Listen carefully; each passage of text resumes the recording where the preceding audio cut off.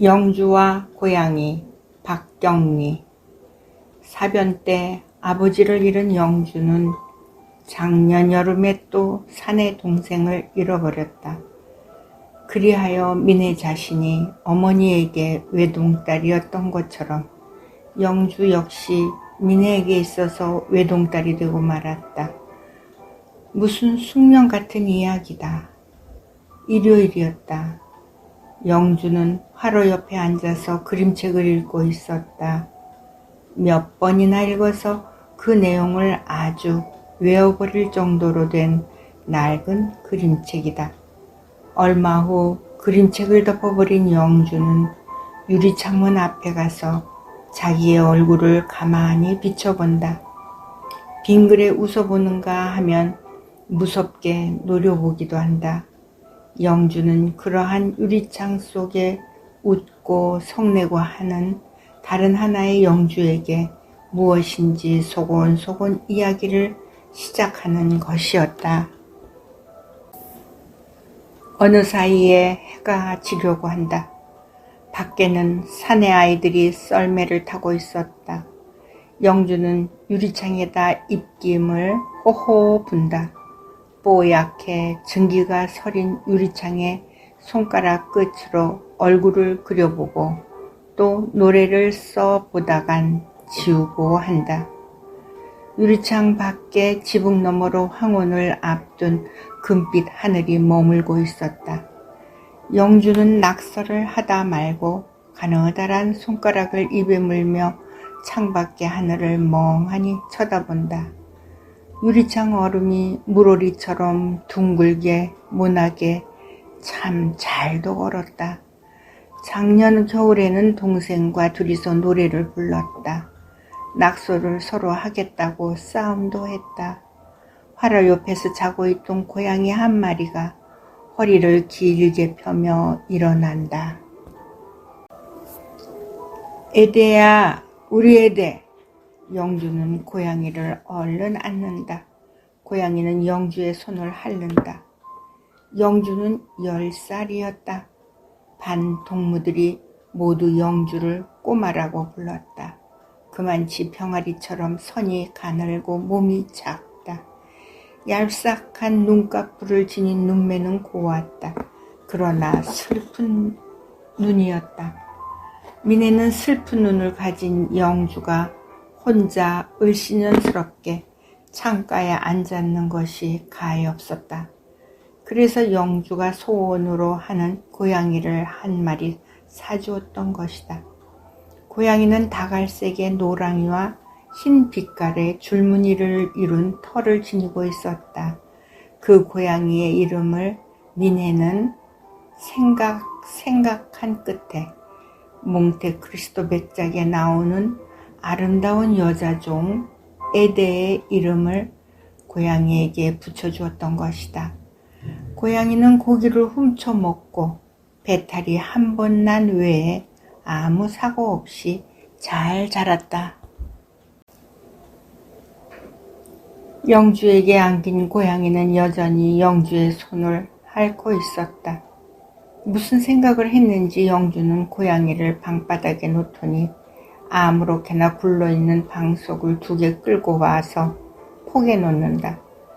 그래가지고 방석 앞에 수건과 할머니의 치마를 늘어놓고 포개진 방석 양쪽에 베개를 얹는다. 그러한 수작이 끝나자 영주는 밖에 나가서 총채를 들고 와가지고 베개가 얹힌 방석에 털썩 앉는다. 크게 기침을 한다. 뽐내듯이 가슴을 앞으로 내민다. 내가 여왕이다, 에데야. 넌 내 시녀야. 알았니? 응? 고양이는 그런 말에는 아랑곳 없었다. 찢어진 양말 구멍 속에 보이는 영주의 발가락만 유심히 노려보다가 그만 덤벼들어서 물어버린다.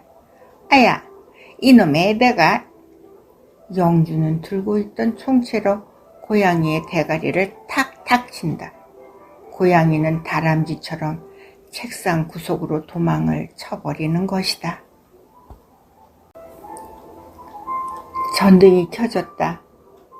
영주 얼굴 위에 희미한 불이 비친다. 영주는 책상 밑에 숨은 고양이를 기어고 끌어내가지고 또 장난을 시작한다. 구슬 목걸이를 고양이의 목에다 걸어준다. 비단천 조각을 고양이의 등 허리에 감아준다. 그러나 고양이는 그것이 귀찮아서 방바닥 위에 뒹굴며 발작을 한다. 이놈의 새끼에 대야 엄마가 꽃가 입혀주는데 왜 그래? 응? 가만히 있지 못해? 액치 액치. 영주는 고양이의 종아리를 때리는 것이다. 밖에서 돌아온 미네는 그러한 광경을 물끄러미 바라본다. 고양이하고 무심하게 놀고 있는 영주는 죽어버린 동생을 차차 잊어버리는 모양이었다. 물론 잊어주기를 바라는 미네의 마음이긴 했다. 그러나 역시 영주가 동생을 잊어버리고 있다는 것이 미네에게는 쓸쓸했다. 그러던 영주는 어느새 고양이를 안고 잠이 들어버렸다. 어느 날 이웃에 사는 미네의 동무 정희가 왔다. 그는 쥐가 법석을 하는 바람에 도무지 정신이 없다고 하면서 고양이를 빌려갔다. 학교에 갔다 온 영주는 빌려간 고양이 이야기를 듣고 울상이 되었으나 데려다 달라고 조르지는 않았다. 고양이만큼 정인의 집 식구를 좋아한 때문이다. 정인의 집에는 아이들이 많았다. 모두 영주를 언니라고 부르는 것이 영주에게는 좋았다. 그리고 정희 아주머니는 영주의 기분을 잘 알아서 항상 그를 즐겁게 해준다. 숙제를 하고 난 영주는 아무래도 불안스러운지 정인의 집으로 뛰어간다. 어둑어둑할 무렵에 영주는 돌아왔다. 왕관을 만들고 또 여왕놀이를 했는 모양이다. 고양이를 빌려가고 며칠이 지났다. 미네는 볼 일이 있어서 정인의 집에 가려고 하는데 영주도 따라 나섰다. 정희 집에 갔을 때 영주는 전과 다름없이 아이들의 중심이 되어 놀고 있었다. 고양이에 대한 관심이 별반 있어 보이지도 않았다. 한참 동안 미네는 정희와 이야기를 주고받다가 저녁 밥상이 들어올 것 같은 기척을 느끼자 당황히 일어선다. 정희가 저녁을 먹고 가라고 붙잡는 것을 뿌리치고 미네가 마당에 내려섰을 때 영주도 따라 일어섰다. 그때 영주는 정희에게 명랑한 웃음을 던졌다. 아주머니 안녕히 가세요. 대문 밖으로 나오면서 또랑또랑한 목소리를 질렀다. 그러나 집에 돌아오자 영주는 양손으로 얼굴을 푹 가리고 훌쩍훌쩍 울기 시작한다.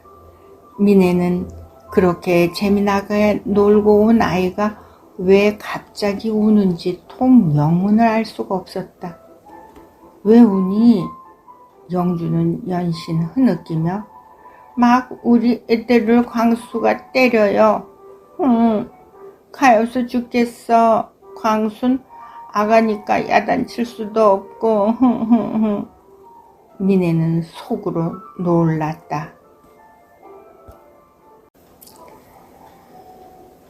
그렇게 천연스럽게 놀더니 그런 마음속으로 울고 있었던가. 어쩌면 이 아이는 동생에 대한 그리움도 내 앞에서는 그렇게 천연스럽게 감춰버리고 있는지도 모른다. 미네는 그렇게 생각하니 기특하다는 마음보다 슬픈 생각이 들었다. 슬픈 것을 견디고 어두운 것을 감춰버리려는 어른에게도 벅찬 일을 벌써부터 엷고 약한 감성에 그러한 인간을 대하는 복잡한 그늘이 깃들여 있다는 것, 그것은 너무 애처로운 일이다. 그리고 어두운 일이다. 미네는 또 하나의 자기 자신의 모습을 본 듯 괴로웠다. 운명의 검은 그림자가 역시 그에게도 서린 듯 해서 괴로웠다.